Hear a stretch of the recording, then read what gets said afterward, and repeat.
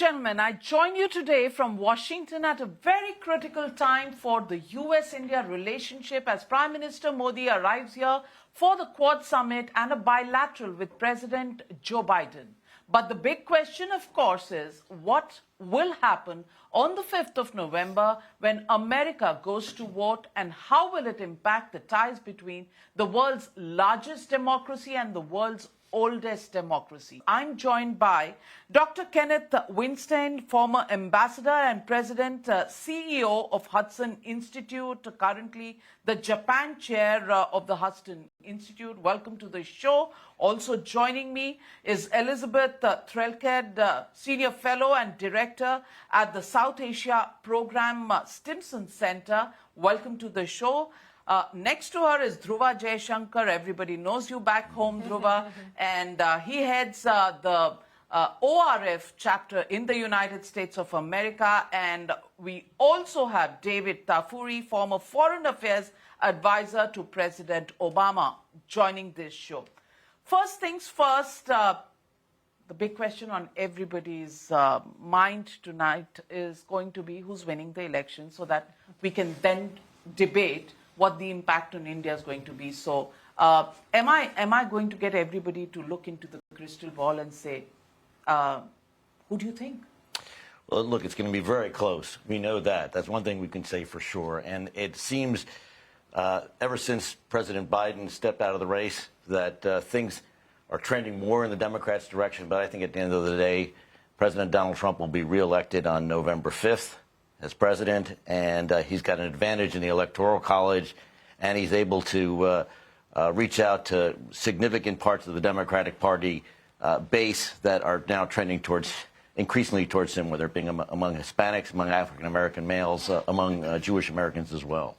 Amazing. I love people who stick their necks out. So he's rooting for President Donald Trump coming back again. And where do you think you're going to put your money on?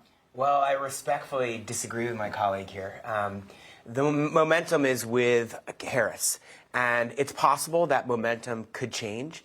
But the last big event that gave Donald Trump the chance to change that momentum was the debate, and he completely failed. If anything, he caused people to support Harris more. If the election was held today, according to the polls, Harris would win. So we have one vote for Donald Trump, one for Kamala Harris. Where do you stand? Do you think debates and polls after the debates actually decide which way the result is going?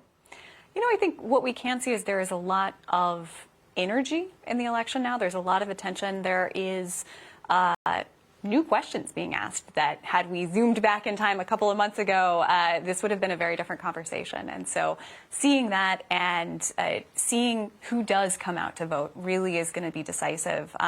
Just for the benefit of your viewers, though, I'm sure many of them are familiar with this. We talk a lot about the Electoral College, right? This is not a popular vote of who's going to be the one who gets the most votes across the country. This is where you really have to zoom in, not just to specific states, specific counties, specific districts. And so much of that work is ongoing, knocking on doors, that sort of local level politicking. And we'll have to see who wins the ground game. I'm not going to come down one way or another. Okay, so there's a fence sitter there, and Dhruva, dump this down and get me the similarities between the American elections and the Indian ones. So I think there's some similarities. I think a lot of differences as well. But I would also be a fence sitter just as an observer of this election. I think it's 50-50 effectively. Marginal changes here and there will make a big difference. This really comes down to 7 states. We're very different from India in that respect. And even in those 7 states, it'll be a few key constituencies that will really, whether they turn up to vote or not, will matter. So I think we're looking at a few lakh votes here or there making a difference in the outcome. I think it's a bit premature and to make a firm prediction. But just a few things I would look at. If I was a Republican, I would be concerned about the numbers in North Carolina and Georgia, places where Harris is running very close, and these were considered 2 months ago, Trump had a very sizable lead in these places. If I was a Democrat, I'd be worried about Pennsylvania. And Trump has a tendency to underpoll in polls. So, in the last 2 elections in Florida, he did much better in the last election than the polls indicated. So I would be a bit cautious looking at the polls as well. But I think it's very, very close. how do you think, Harris winning or Trump winning can impact India? Will it have different meanings in the Indo-US ties as the personalities who take office, are tossed up? So yes and no, and I'm sure my colleagues here would have slightly different views on this. I think there's a lot of steadiness to the U.S.-India relationship. We've seen this under successive presidencies. India doesn't have the same stakes. I mean, India is not a formal U.S. ally.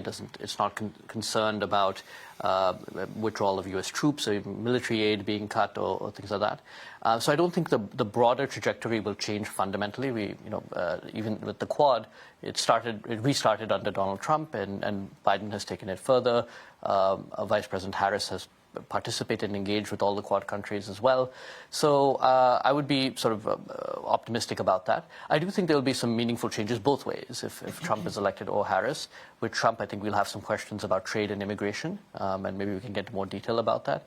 But even with Harris, she may adopt a slightly different posture and put a different emphasis on different issues than Biden has. Biden came to the job with a lot more foreign policy experience, with a few key advisors who have helped direct his presidency.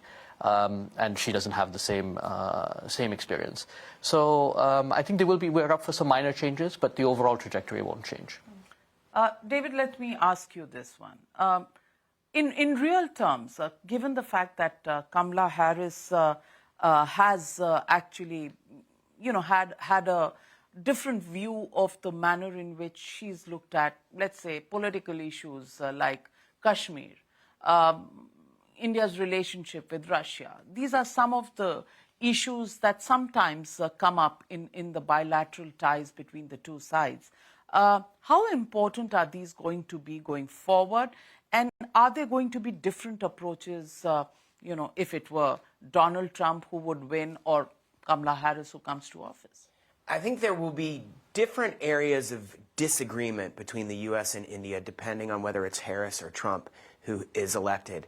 If it's Harris, as you mentioned, there's more likely to be some disagreement about human rights issues, particularly around Kashmir and also around treatment of Muslims in India. There is also likely to be further disagreement over Ukraine and over India's relationship with Russia. Modi warmly embraced Putin last month when they met. I think that's more of a concern if Harris is the president, and I think that India is buying a lot of oil from Russia, and as the U.S. and our NATO partners start to rethink about how do we put more pressure on Russia, that could be a problem. Right now it's okay, but India is not with the other democracies around the world in terms of strong support, vocal support for Ukraine. I know Modi met with Zelensky last month as well, but he's been neutral, and if anything, neutral leaning towards Russia because he's allowing the Russian economy to continue by buying so much oil. So those are the areas that will be chiefly potential disagreements between the U.S. and India if Harris is elected. If Trump is elected, I think it'll be around tariffs and immigration, as my colleague said. So, Elizabeth, on one issue, I think there can be common ground, especially in the Quad meetings and going forward Indo-US relations, is how to deal with China.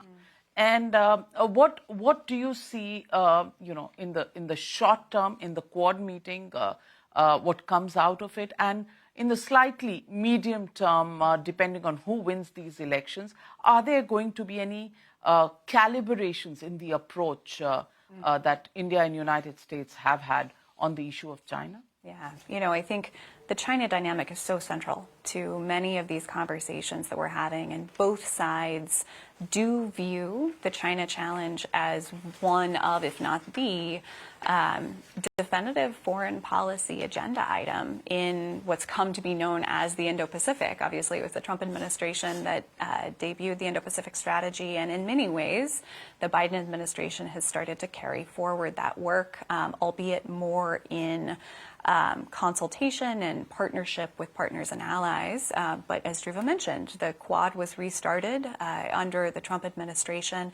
And so I think this is an area where we will see continuity. That is going to remain a focus.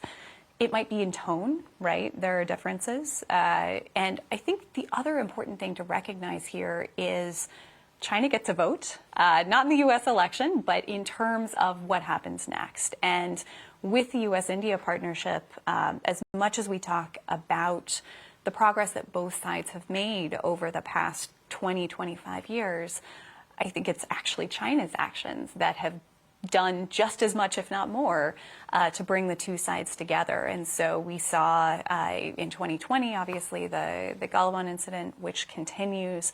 And so depending on how China acts in the coming year, in the coming 2 years and beyond, that I think is going to play a role in how this goes forward. You know, getting down to brass tacks, obviously the Biden administration has been talking about finding a floor in the U.S.-China relationship, making sure that there are those lines of communication open to avoid escalation, to avoid a worsening crisis scenario, for example.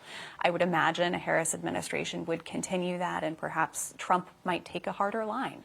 But going forward, I do think that this is an area of a bipartisan consensus, to the extent that we can even point to one in polarized Washington these days, where there remains great concern on China.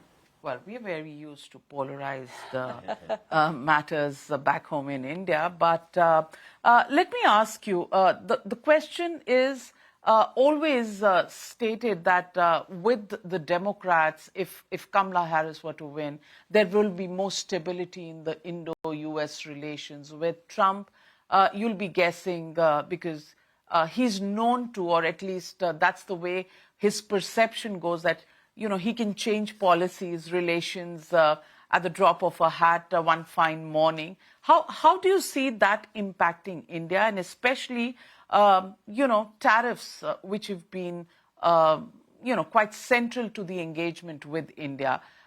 Do you think it's going to be more predictable, given the chemistry between Prime Minister Modi and Donald Trump? Can some of these issues be sorted out were he to win these elections?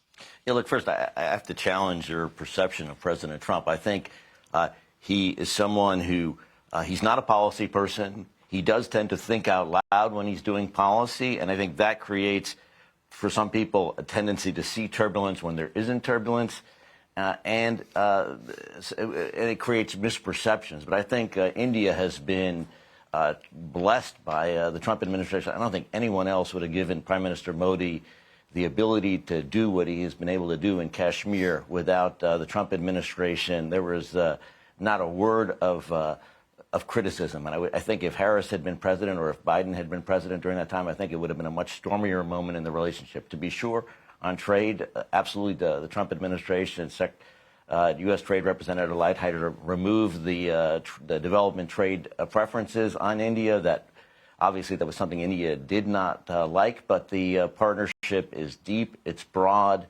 The personal chemistry, Prime Minister Modi has to be one of President Trump's closest friends in the world, especially since the assassination of Prime Minister Abe on July 8th, 2022. It makes Modi even more important. So I am very optimistic about the U.S.-India relationship under President Trump. I think that the broad lines are in place. Sure, the president wants to create a more balanced trade relationship with our key trade partners. Certainly, on immigration, I have to disagree in the sense that President Trump has talked about the fact that we need skilled workers in our country. He's even talked about giving college graduates green cards if they graduate from U.S. university. So on that part of immigration, I think India will be fine. David, do you think on policies, especially American policy with regard to Afghanistan, how they're looking at Bangladesh, do you think there can be a more closer discussion, debate going forward between the U.S. and India, considering these are areas that are geopolitically very important for India? And do you think there's enough common ground, and will that change depending on who the man in White House or the woman in White House will be? I do. I think it can, and I think it's really important to the United States that we have a closer relationship with India. You framed it in your introduction. It's the world's largest democracy and the world's oldest democracy. And big picture, what is happening around the world is countries that are democracies are becoming closer to each other and their alliances are strengthening, and countries that are not democracies, chiefly led by Russia and China, which have repressive regimes, which don't support rule of law, are becoming closer to each other with other satellite countries around them that they support, like Iran, like North Korea, like Syria. And the world is dividing in that way. And that's why it's confounding, I think, for Americans or for those of us who do foreign policy, because we're not clear where India is in that. And it's very important for the United States and the other countries that are in the democracy alliance to lure India over to our side. It is the largest democracy. There's so much opportunity for India. Its economy is going to become stronger. Its military is going to become stronger. And so we need to have India with us, especially as these tensions between the democracies and Russia and China increase over the next few years, with many issues unresolved, like Taiwan and like Ukraine. Dhruva, do you think India is not clear about which side it is on? Do you think it's ambiguous? I think Prime Minister Modi has very clearly said he's against war. Well, on that front, I mean, I think, look, India is on India's side, right? And this is the kind of world we live in today. I think, looking out at the world from India's perspective, you have a slightly different worldview naturally. And I think we do see a competitive relationship between India and China, including, we had clashes on the border, we've had a mobilization there. We have our differences with Pakistan also, obviously. But partly for other reasons, the historical legacy, we don't have any direct conflicts of interest with Russia. Obviously, again, that's a broad relationship. There are areas where there's more convergence, areas where there's less so. But I think a bigger concern is for India, a closer Russia-China relationship is something to be concerned about. And that translates into the increased military capabilities for China in one respect, also for the balance of power in Eurasia. And so I think India has been communicating that, look, we want to keep, we have a historical relationship with Russia. We want to keep that channel with Moscow open. And that should not come at the expense of our relationship with Europe, with Ukraine, with the United States, and with others. So, at the same time as if India has been importing oil from Russia, we've also had deepening of relations with the European Union, Trade and Technology Council. We've had deepening of relations with the U.S. and the Quad. And as Prime Minister Modi showed when he went to Ukraine, he can also have a constructive bilateral relationship with Ukraine as well. So, I think that's quite clear. I just think it's just from a very different, the world looks very different, sitting from New Delhi than it does from Washington. Absolutely, because the geopolitics of the region is something India experiences on a day-to-day basis, and for a long time, and I'm talking from the people's perspective. America trying to balance India and Pakistan didn't go down well with the Indians. So, but people understood that America was looking at its own interests in the region and balancing these things out, just like currently India is doing with both Russia and Ukraine, and taking care of its own, its own people back home, where inflation, etc., big issues. But there's one area where I think in the Quad there can be a great amount of, strides that can be made, which is in the field of biotechnology cooperation, which can be in the field of, let's say, semiconductor technology transfer, U.S. investments in India, and all of that. How do you see, Elizabeth, all of this going forward? And will there be different approaches depending on who gets into White House? Yeah, I think COVID really was a wake-up call in terms of supply chains and the vulnerabilities that exist there. India presents a remarkable opportunity in terms of its market size and the latent capacity that's there. We're seeing this play out, sometimes in fits and starts, but there's been really notable momentum in this space. And I would point to not just the U.S., India, or the Quad, but what India is doing unilaterally in developing these relationships. Look at how ties between India and Taiwan have grown in the semiconductor space. Likewise, Singapore is a really interesting conversation to be had there. And so I think there is opportunity. You know, the Quad is one of those non-security compacts where it is much more focused on public goods provision. And so anytime that you can find both an alignment of interests and of capabilities, which I think we do see in this space in the Quad, there is a moment of opportunity there that I think would be something that either administration would look to push forward and take advantage of. Obviously, that could have a different tone and tenor, depending on who comes to the White House, how things play out around the world. But on that level of cooperation, I think it actually could provide some useful ballast and perhaps insulation against some of those other trading pressures, conversations about tariffs and all of that. So look for those opportunities, move in those directions, create those positive aspects of the relationship and that momentum to hopefully insulate against some other pressures that might come up.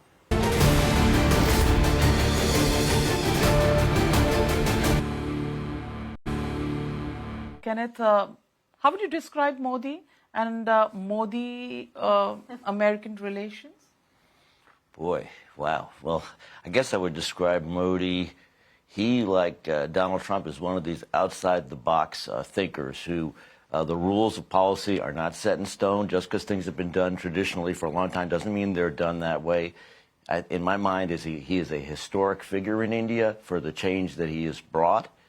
And I think he is widely respected among policymakers here in our country. I think we would like to see more progress, as Elizabeth outlined, on the economic front in India. We see an incredible Indian diaspora in the United States. It is extraordinary, the number of Indian Americans who are Indians who are CEOs of major American companies. The list is long. It is extraordinarily impressive. And I think we would like to see more economic reform in India. We'd like to see India itself sort of step up to become a critical partner on not just in the software sector where it already is, but in the high-tech sector, and to join with us in a more secure way so that our supply chains are less threatened as they have been in the past, whether because of dependence on authoritarian regimes. So I think that the more Modi can do in that sense, that's the unfinished piece in my mind of the Modi agenda, which is let's bring India into the 21st century with the right kind of infrastructure, drawing on the incredible human capital that is really unmatched, not just for its size, but for its capabilities. And that if he can focus on that and move India forward in that direction, that would really make him a truly great leader for India, and would do a lot for the Quad, would do a lot for U.S.-India relations, and would do a lot for India-Europe relations as well. And David, how do you describe Modi and the last 10 years, the impending 5 years, and the dynamics between America and India? I think they're pretty good. There are definitely issues where we have some concerns about Modi, but I think either administration, whether it's a Harris administration or a Trump administration, are going to be very hopeful and supportive of him. They want to see him address some of the internal issues in India, like economic inequality. You want to make sure that there's not an erosion of democracy. There was an election in June. Want to make sure people are continue to be encouraged to vote. Want to make sure there's not an erosion of protections for minorities in India. Those are the things that we want, that either administration will likely be hoping for in India internally, with the Harris administration likely to be more vocal about them than a Trump administration.